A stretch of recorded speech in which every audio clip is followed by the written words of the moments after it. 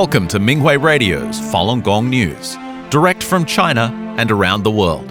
Topics include news about the persecution of Falun Gong in China, local events, and special items of interest. Now for this week's stories.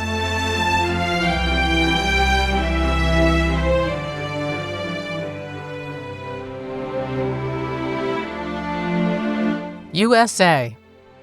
California Senator Adam Schiff joined fellow representatives to co-sponsor the Falun Gong and Victims of Forced Organ Harvesting Protection Act on June 1st. The bipartisan legislation was initiated by Texas Senator Ted Cruz on March 5th and was also co-sponsored by Oregon Senator Jeff Merkley. Senator Cruz wrote, "The Chinese Communist Party operates a brutal state-sponsored organ harvesting industry that targets people for their faith. The CCP has in particular targeted Falun Gong practitioners, committing assaults on religious liberty and fundamental human rights. The United States should hold accountable those who have committed these atrocities. I'm grateful to Senator Merkley for joining me in introducing this critical bipartisan legislation and urge our colleagues to expeditiously advance it," he continued. Bill S-4009 aims to impose sanctions on those who carry out or assist in the practice of live organ harvesting. It also requires the U.S. government to conduct a full investigation into the CCP's organ transplant policies and atrocities. Several U.S. state legislatures have already passed resolutions and legislation condemning forced organ harvesting. In May of 2025, the U.S. House of Representatives unanimously passed the Falun Gong Protection Act, which was introduced by Representative Scott Perry of Pennsylvania. Increasing support for the Falun Gong and Victims of Forced Organ Harvesting Protection Act in the U.S. Senate demonstrates the growing concern for the CCP's persecution of Falun Gong and forced organ harvesting. It also reflects the rising international call to hold accountable those responsible and to stop this crime against humanity. Canada. Chinese Minister of Foreign Affairs Wang Yi arrived in the capital city of Ottawa on May 28th and met with Canadian Prime Minister Mark Carney and Foreign Minister Anita Anand the following day. Spokesperson for the Falun Dafa Association of Canada, Joel Chipkar, legal advisor for the association, Joel Etienne, international human rights lawyer David Mattis, and Falun Gong practitioners Cong Xingmiao and He Lizhi held a press conference on Parliament Hill in Ottawa on May 28th. They urged Minister Anand to raise three critical demands to Wang Yi: to end China's transnational repression on Canadian soil, to end the persecution of Falun Dafa in China, and to release 9 family members of Canadians who were unjustly imprisoned in China for practicing their faith. During Wang Yi's visit to Ottawa, practitioners also held protests at Parliament Hill, the Chinese Embassy, and outside the Global Affairs Canada office to call attention to the CCP's persecution and transnational repression of Falun Dafa. Italy. The Val d'Ambra Festival of the Regions was held in the municipality of Bussin on May 16th and 17th. Falun Dafa practitioners participated by displaying paintings from the Art of Jinshan Ren exhibition. The paintings uniquely showcased an artistic style and aesthetic standard inspired by a return to traditional virtues. This exhibition has been shown in 50 countries and more than 900 cities worldwide. A local practitioner said that even 2 days after the exhibition had closed, people were still discussing it. She personally experienced the positive impact the exhibition had on the local community, awakening people's consciences and sparking widespread interest in human rights issues and the current situation in China. Some exhibition visitors even encouraged her to show the art in nearby cities and invite schools to host it. The Netherlands. Practitioners participated in the Leurs Harbor Festival in the municipality of Etten-Leur on May 24th. They told people about Falun Dafa and its principles of truthfulness, compassion, and forbearance. Many visitors were drawn to the peaceful exercise music. Some tried the exercises, and many signed petitions calling to end the CCP's ongoing persecution. The Leurs Harbor Festival is a large annual community celebration with a history of 36 years. The 2026 event featured open-air concerts, children's entertainment, family activities, sailboat exhibitions, and many other attractions. The 4-day festival drew large crowds, with more than 300 booths participating. Australia.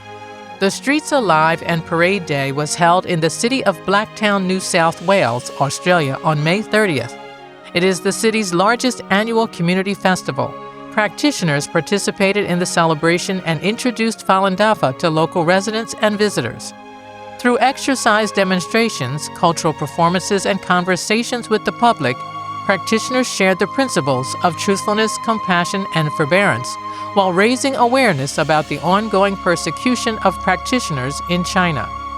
Many attendees stopped to learn more about Falun Dafa and expressed their appreciation for its peaceful message and universal values. The public praised the Falun Dafa group, and some said they could sense a peaceful yet powerful energy from them. In the city of Melbourne, practitioners held rallies at the Box Hill Shopping Centre on May 16th and at Dandenong Palm Plaza on May 23rd to celebrate World Falun Dafa Day. A vibrant array of traditional cultural performances drew people with diverse ethnic backgrounds to pause and watch, while officials offered their support and congratulations. Japan. The annual Vietnam Festival was held in Tokyo at the Yoyogi Park on May 30th and 31st. People from many countries and regions stopped to talk to practitioners and learn about Falun Dafa and the persecution in China. Some said that they would look into Falun Dafa, while others immediately liked and followed the Japanese event's Facebook page. Many people signed a petition calling to end the persecution after hearing about the CCP's state-sanctioned forced organ harvesting. Some people were interested in Falun Dafa and learned the exercises during the event. 2 Chinese people agreed to withdraw from the CCP and its affiliated organizations. Falun Dafa practitioners also held activities in Nagoya's downtown district Sakai on May 30th. Many people learned about the benefits of the spiritual practice and expressed their support. A man from China told practitioners that he learned about the persecution and quit all of the Chinese organizations he had joined. He was in Japan on a business trip and inquired about Shenyun. He told practitioners that he often circumvented the CCP's internet blockade in China to watch NTD TV, and he greatly sympathized with Falun Dafa practitioners who are persecuted. He shared that he had read the main text of Falun Dafa, Zhuan Falun, online. USA. The annual Lexington Discovery Day was held in Lexington, Massachusetts on May 23rd. Lexington is one of the birthplaces of the American Revolutionary War. The annual celebration drew many people. On the day of the event, the weather was mild and sunny. Light spilled over the white church spires and red brick buildings of downtown Lexington, turning the usually quiet historic town into a lively marketplace filled with laughter and celebration. Local restaurants, music schools, and health and education groups participated, and the event featured street performers, a family activity area, and a variety of specialty snacks. Falun Dafa practitioners set up a booth and demonstrated the exercises. They distributed flyers and told passers-by about how the CCP persecutes practitioners.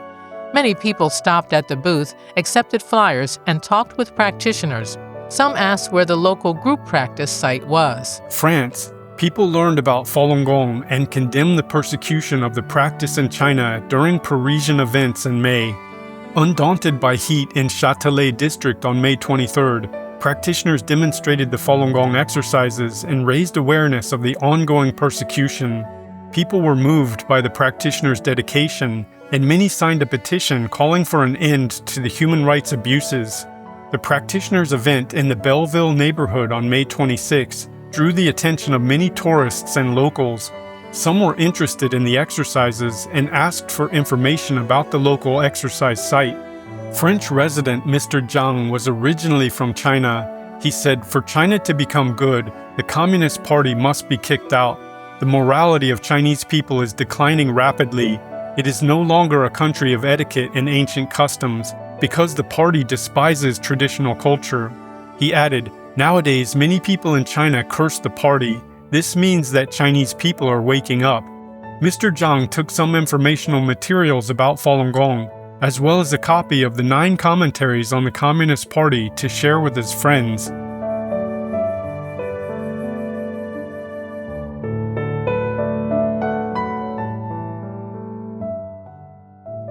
The following are selected cases of persecution of Falun Gong practitioners in China. Miss Wang Shoulian's heart rate was twice the normal level, but prison authorities did not send her to the hospital until May this year. The 67-year-old woman died that day, less than 3 months after her prison admission. Miss Wang's daughter said that she was still in good health during the last family visit in April. The prison showed footage of Miss Wang being resuscitated at the hospital and declared her cause of death as heart disease. Her daughter suspects that she might have already died before she reached the hospital. In 2023, Miss Wang was arrested for her faith in Falun Gong. She was released on bail hours later due to her poor health. She went into hiding to avoid persecution, only to be rearrested last year, over 2,000 miles away from her hometown, and sentenced to 3.5 years. Miss Wang's passing capped decades of persecution for her faith. Before her latest prison sentence, she served another 3.5-year sentence from 2011. Her pension was suspended in 2020 and not reinstated until 2023. 2 women in Gansu province were admitted to prison late last year to serve a 5-year term for their faith in Falun Gong. Several officers from the District Domestic Security Office broke into Ms. Zhao Zhuxing's home one afternoon, after a vendor reported her for using banknotes printed with Falun Gong messages to purchase goods from him that morning. The police raided her home and put her in the local detention center. Late that night, they scaled the fence of Ms. Wang Xinghui's home and arrested her. Ms. Wang was targeted because Ms. Zhao was seen visiting her in surveillance videos. Ms. Wang's Falun Gong books and informational materials, as well as cash and other personal items, were confiscated. The police initially refused to reveal the whereabouts of Ms. Wang, but eventually told her children. An insider revealed that she was not given enough food to eat. Ms. Wang and Ms. Zhu both had their appeals rejected. The Gansu prison is notorious for torturing jailed Falun Gong practitioners. Ms. Jing Cui Xiang of Liaoning Province was arrested in April last year for talking to people about the persecution of Falun Gong. She was later sentenced to serve 4.5 years in prison. This is the 3rd time Ms. Jin has been sentenced since the CCP ordered the persecution of Falun Gong in 1999. She was previously given 10 years in 2003 and sentenced to another 4 years in 2018. She was repeatedly tortured while she was imprisoned, including being subjected to electric shocks, force feeding, denied restroom use, and forced labor. In April 2012, 3 months after Ms. Jin completed her first prison sentence, she applied for early retirement but was told that her 10 years in prison were not counted as years of service, since her workplace fired her. Her pension was less than 13,000 yuan per month, which is under $200 American. Her pension was then suspended in 2019 while she was serving her second prison term. It's unclear whether it was ever reinstated. A 73-year-old woman recently developed a mental condition while serving an 8-year term for practicing Falun Gong. Ms. Wang Ruiling of Tangshan City was arrested at her home in 2019 and later sentenced to 8 years. Because Ms. Wang refused to renounce Falun Gong, she was subjected to frequent beatings. The inmates once grabbed her hair and hit her against the wall. They also poured cold water over her. When she refused to take an unknown medication as ordered, the guards pulled out several of her teeth and force-fed her the drug. Ms. Wang became mentally unstable as a result of the abuse. She was irritable and had bouts of screaming day and night. She sat on the windowsill for hours in the middle of the night and wept. When she was quiet, she appeared dazed and confused. In recent months, Ms. Wang has exhibited speech and memory disorders, as well as symptoms of depression. Her family suspects that she might have been subjected to involuntary drug administration again.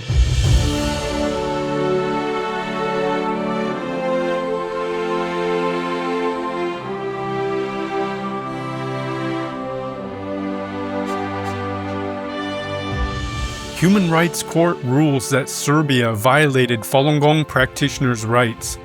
The European Court of Human Rights is an international court established under the European Convention on Human Rights. It is the most authoritative human rights judicial body in Europe, and its rulings are legally binding on signatory states, which includes Serbia. In a ruling issued on June 2, 2026, the court determined that the Serbian government infringed on the rights of the Serbian-Chinese Friendship Society, FDH, which is the Falun Dafa Association headquarters in Belgrade. The core mission of the society is to expose the truth about the persecution taking place in China and to promote the traditional form of spiritual practice Falun Dafa, which has millions of adherents worldwide. During the Chinese president's state visit to Serbia in 2016, the authorities banned Falun Gong practitioners from holding protests, citing potential risks to public order and possible counter-demonstrations. The Falun Dafa Association initially filed an appeal with the Serbian Constitutional Court, but the appeal was rejected. Local Falun Gong practitioners then filed a lawsuit with the European Court of Human Rights in Strasbourg, France. According to the legal arguments, the Serbian authorities lacked concrete evidence proving that the protest posed a genuine threat. The mere possibility of dissenters gathering at the scene was insufficient grounds for banning a peaceful assembly.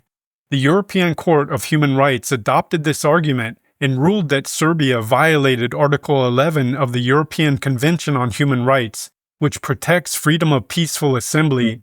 The chairman of the Serbian Falun Dafa Association, Dejan Markovic, said, "This is a very important decision, although it comes after 10 years.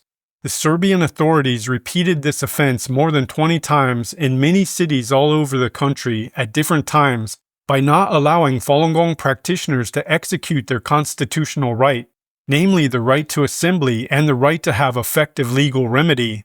He continued, "We hope we will not be interfered with in future activities held to raise awareness about the persecution of Falun Gong in China. These are basic rights every European citizen should have." To date, more than 20 public gatherings announced by Falun Dafa practitioners according to the law have been banned. Since 2014, when the Chinese Premier Li Keqiang visited Serbia, all protests have similarly been banned. 8 Falun Gong practitioners from many countries in the EU were illegally detained. They were released after urgent action by EU organizations. In 2024, when Chinese President Xi visited Serbia, 7 local practitioners and their supporters were detained again, with the excuse that they were a threat to society. But again, the authorities did not provide any evidence to substantiate these claims. Documentary film State Organs and book Killed to Order raise awareness of crimes. Events were held at the Toronto City Hall in Canada on May 27th to raise awareness of the state-sanctioned forced organ harvesting crimes in China.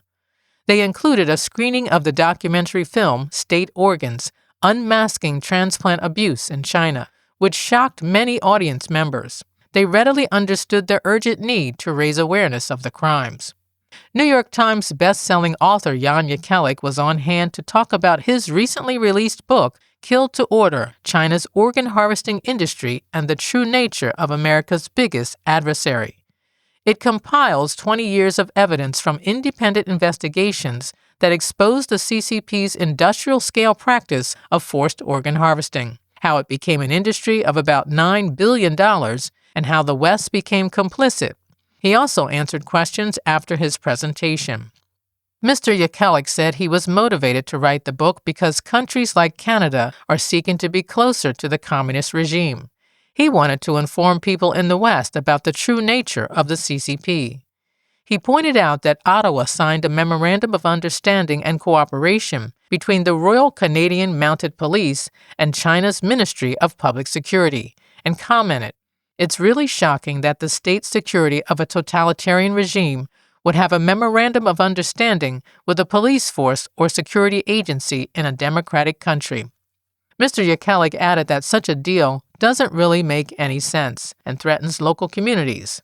He said it is clear to him that people in Canada, including politicians, do not understand the true nature of the CCP. He warned that the CCP views countries like Canada not as partners but as adversaries and has a zero-sum way of thinking with the long-term aim of making Western democracies vassal states. Associate Professor of Finance at the University of Toronto, Stephen Rideau, said that he found the documentary to be very thought-provoking and extremely shocking.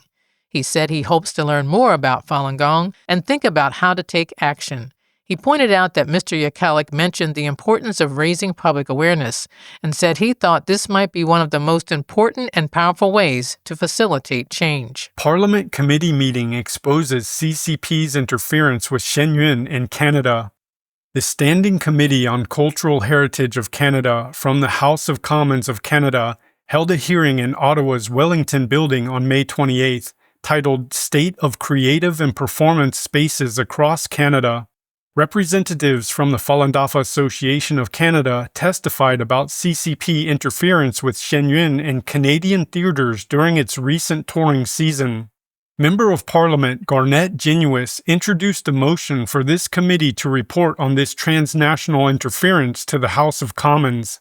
Spokesperson for the Falun Dafa Association of Canada, Joel Chipkar, and attorney Joel Etienne discussed the impact of foreign interference on Canadian cultural performances. They said the CCP has been systematically targeting municipal, provincial, private, and federal theaters in Canada, attempting to prevent Shenyun performing arts from performing in Canada. They urged the CHPC and the Canadian government to take action to protect Canada's freedom of the arts. The Falun Dafa Association of Canada made several policy recommendations to the committee, including for the Standing Committee on the Cultural Heritage of Canada to develop guidelines for addressing foreign interference, that training on foreign interference should be provided to publicly funded cultural institutions, that national security agencies should be required to conduct a comprehensive investigation into such threats, and that Global Affairs Canada should review whether the CCP's diplomatic pressure violates the Vienna Convention. After hearing witness testimonies, Member of Parliament Garnett Genuis said it was hard to imagine that Canada would allow a foreign government to interfere with and censor a sovereign country's arts and culture. He proposed a motion suggesting that the Standing Committee on Cultural Heritage of Canada submit a report to Parliament explicitly condemning the CCP's foreign interference in Canada, including attempts to intimidate, censor, or suppress artistic expression and freedom of speech, and reiterating the importance of upholding fundamental freedoms and protecting Canadians from foreign intimidation. Genuis emphasized that the motion is clear and unambiguous. He believes it represents the common position of all political parties and allows for sending a clear and powerful message: defend the arts, defend freedom of expression, and defend Canada's sovereignty. When asked for advice to the Canadian government by Member of Parliament Rachel Thomas, the attorney Etienne recommended that the government should call on the Canadian Security Intelligence Service, the Royal Canadian Mounted Police, and Global Affairs Canada to respond to the threats and intimidation campaigns by the Chinese regime. Mr. Etienne also listed several other recommendations by the Falun Dafa Association of Canada, including for the Department of Canadian Heritage to establish federal guidance and response protocols for publicly funded cultural institutions facing foreign state intimidation. He said publicly funded venues and crown corporations such as the NAC should also receive training on foreign interference, transnational repression, and diplomatic pressure tactics. He also said the NAC should be directed to offer Shenyun dates to perform in Ottawa.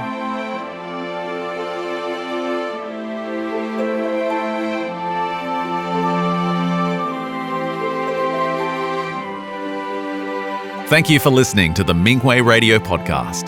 For more information, including news about the persecution of Falun Gong practitioners in China and experience sharing stories by practitioners around the world, please visit our website at en.minghui.org.